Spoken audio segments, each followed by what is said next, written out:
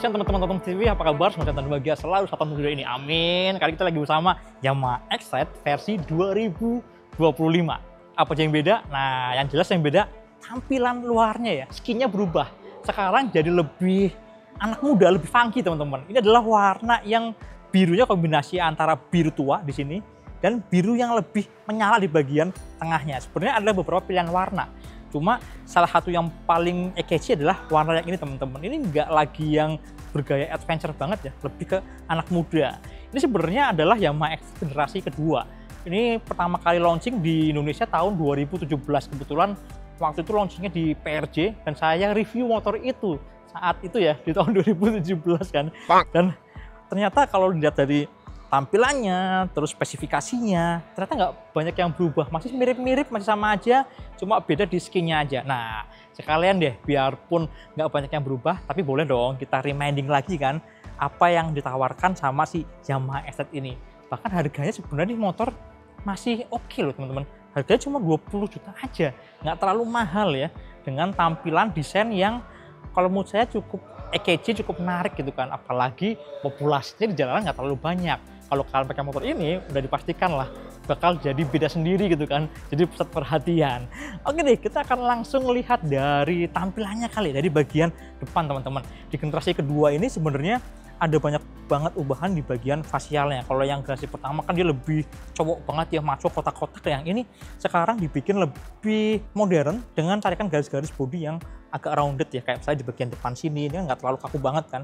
Headlampnya memang agak aneh ya, dia ada dua bertumpuk di bagian sini, lalu di bagian sampingnya nih kelihatan ada kayak shortnya gitu kan, bodi sampingnya ini kayak short motor sport. Terus di sini ada rongga yang agak tinggi dengan spatbor yang mirip kayak ujung spatbornya motor trail nih. Kalau kalian teman-teman di bagian sini ya, nih kan ujungnya nih membesar di bagian depan, agak lebar dan tipis nih, mirip kayak motor-motor trail. Jadi memang diberikan sentuhan-sentuhan yang mendekati ke motor dual purpose. Contohnya sih spatbornya ini. Sedangkan suspensi depan shockbreaker sebenarnya masih, ya kalau saya masih kurang ya, kurang dual purpose gitu kan. Karena ini spesifikasi yang mirip kayak suspensi depannya Yamaha Mio. Begitu juga sama peleknya teman-teman. Sayang banget ya masih pakai pelek yang palang 5 dari Yamaha Mio kayak gini. Ini lebar cuma 160 dengan ban 80/80 ring 14 inci. Ini sebenarnya kalau bawaannya pakai pelek jari-jari misalnya ya, pasti keren banget. Terus kalian modif sendiri lah, modif dikasih pelek jari-jari ya. Terus di sini ada kabel buat speedometernya, terus remnya teman-teman, remnya pakai kaliper 1 piston dan disnya kecil ya, kecil aja teman-teman kayak gini. Gitu. Yuk kita lihat di bagian samping sini. Nih, cakep teman-teman. Ada tulisan 125-nya, ada ekstrim di sini itu kan dengan grafis yang meriah, ada biru, ada oranye juga. Terus yang jadi ciri khasnya si Excite adalah stang telanjangnya. Stangnya telanjang lebar dan di bagian depan ini si lampu senya dibikin terpisah ya. Dia ada di luar stang kayak gini. Jadi bener-bener mirip kayak motor sport gitu kan, maco banget gitu. Kalau kita lihat speedometernya sederhana banget teman-teman. Dia analog nih.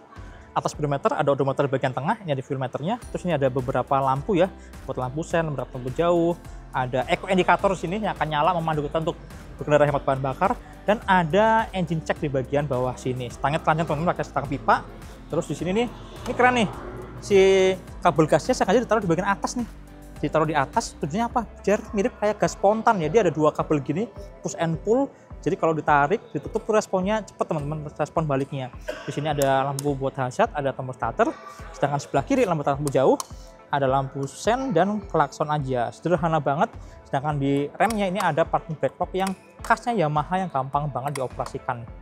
Asli enak banget teman-teman. Ini semudah ini mengoperasikan parking brake lock-nya. Kemudian turun ke bawah. Di sini ada kayak cover gini ya. Cover untuk nutupin bracket si stang ke komputernya gitu kan, jadi ketan rapi. Terus kalau kita lihat sini lagi nih, di bawah sini ada kunci dengan pengaman bermagnet ya. Terus di sini ada kantongan barang, sederhana banget, tidak ada konsol apapun. Di bagian samping sini kelihatan sporty teman-teman. Terus yang asik juga adalah ini nih, area deck pijakan kakinya. Di sini ada beberapa pilihan posisi kaki ya. Kalau bagian yang bawah ini jelas dikasih pattern yang kasar gitu, jadi beneran keset banget nih, beneran keset banget teman-teman. Mungkin karena sesuai sama konsepnya dual purpose ya, beneran keset ini. Dan di bagian depan ini sengaja dibikin melandai dan lebar. Ini buat kaki, kalau misalnya kaki kalian mau selonjoran teman-teman. Jadi kalau misalnya mau selonjoran bisa kayak gini. Nah, misalnya kalian lagi turunan atau mau ngerem, pengen mempertahankan badan, kakinya bisa langsung injak ke bagian depan sini. Jadi lebih santai ya, lebih rileks teman-teman. Tapi kalau kalian pengen berkendara yang sporty, ini bisa dimundurin sampai sini nih. Di bagian sini juga dikasih sedikit pattern ya. Jadi kalau misalnya kalian mau agak sporty, nah ini masih bisa kayak gini teman-teman. Asik ya. Jadi ada beberapa pilihan posisi kaki saat kita berkendara gitu. Kemudian step pijakan kaki teman-teman. Dia pakai model yang metal kayak gini, aluminium gitu ya. Lalu di bodi bagian samping cakep ya. Ini kelihatan berotot banget. Sini ada 2 layer di bagian di bawah sini sama di bagian atas ya. Ini mirip kayak NMAX nggak sih, ada kayak gininya. Dan yang belakang kelihatan tebel gitu kan. Kemudian diakhiri sama ada bezel dari logam yang bentuknya kayak tanduk ya, di bagian tengahnya kepotong. Dan yang asik juga teman-teman dari motor ini adalah joknya. Lihat dong, joknya mirip kayak apa coba? Mirip kayak motor-motor dual purpose ya, kayak trail, special engine, kayak YZ, kayak supermoto gitu kan. Dia bentuknya flat. Tujuannya apa? Untuk memudahkan kita waktu mau pindah posisi badan. Jadi mau ke depan, mau maju, mau mundur lebih gampang. Jadi misalnya nih, lagi tanjakan, kita badan condong ke depannya gampang gitu kan. Atau misalnya lagi mau turunan, badan langsung condong ke belakang, pantatnya langsung digeser ke belakang juga gampang. Bisa gampang dipindah-pindah, geser-geser, kira-kira kayak gitu teman-teman. Kemudian di bagian belakang, ini lampunya dia model kayak gini nih.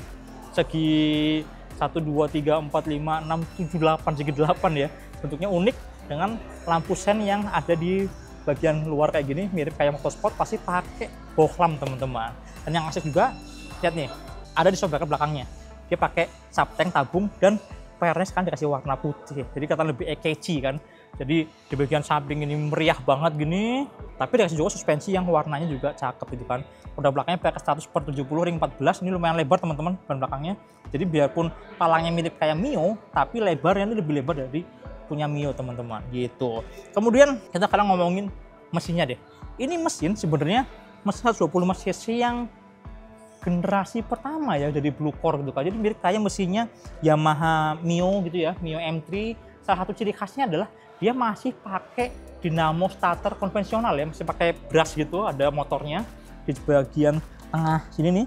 Jadi belum pakai smart motor generator. Kalau misalnya kalian starter masih ada suaranya yang cecek gitu lah, belum yang halus yang langsung greng nyala gitu. Nah mesin ini sebenarnya cukup responsif teman-teman. Mesinnya responsif, biarpun secara posisi bahan bakar tidak sehemat mesin 125 hybridnya Yamaha sekarang kayak Pasio, kayak Yamaha Gear ya, nggak seirit itu sih. Spesifikasi mesinnya SOHC 2 klep berpendingin udara, pakai injeksi bahan bakar tentunya, diameter pistonnya 52,4, struknya 57,9 mm, kompresi 9,5 dengan power maksimal 9 HP dan torsinya 9,6 Nm.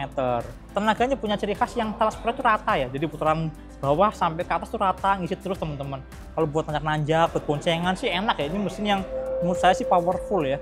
Untuk ukuran mesin 125 cc yang masih sangat sederhana, kira-kira gitu teman-teman. Kalau secara tampilan nggak banyak berubah. Terus bobotnya, ini motor bobotnya lumayan ringan teman-teman, cuma 98-99 kg, nggak nyampe 100 kg. Jadi buat agility juga masih lincah ya, buat harian juga pastinya masih oke. Tinggi joknya juga nggak terlalu tinggi-tinggi banget teman-teman, ini cuma 760 mm aja. Jadi buat kalian yang nggak terlalu tinggi masih nyaman. Beda sama X-Trail yang generasi pertama yang memang bener-bener lebih dual purpose secara bentuk ya, karena motornya kan lumayan tinggi, joknya tinggi, suspensinya juga panjang-panjang, suspensi depannya empuk, belakang juga empuk juga. Kalau di motor ini secara karakter rasanya waktu kita pakai buat berkendara masih mirip banget kayak Yamaha Mio M3 gitu kan. Sedangkan posisi duduknya sama-sama kita cobain yuk. Gini teman-teman nih, posisi kakinya santai ya, relax ya, karena jarak dari deck ke jok lumayan tinggi, jadi kaki itu rasanya lega gitu ya. Kemudian yang agak beda adalah stangnya ya, stangnya dia lebar dan relatif lebih rata ya, nggak terlalu ke dalam di ujung stangnya. Jadi mau nggak mau badan tuh kayak kebuka gitu tangannya ya, dan sedikit agak menunduk sih.